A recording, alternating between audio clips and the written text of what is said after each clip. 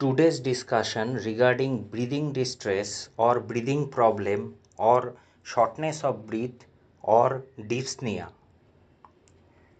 Causes of breathing problem: anxiety, bronchitis, pneumonia, asthma and COPD, obesity, allergy, CVD and heart attack. Where COPD means chronic obstructive pulmonary disease. This one is a fatal kind of disease. CVD means cardiovascular disease.